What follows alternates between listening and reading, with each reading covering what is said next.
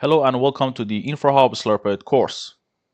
So this is going to be a rather short course. We're going to have 4 or 5 videos and we'll see the possibilities we have with Infrahub as well as Slurp'it.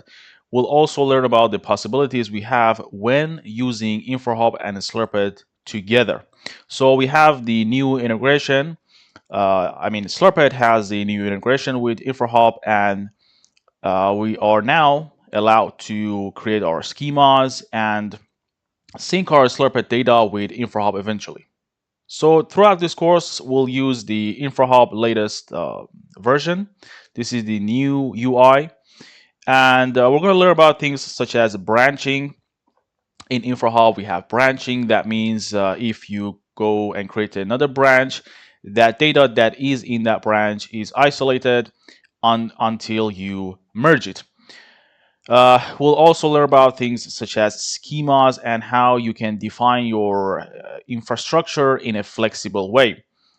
And the way we do that is by going through documentations. We'll see how we can create branches using the CLI. And we'll set up our environment and things as such. So I will see you in the next videos.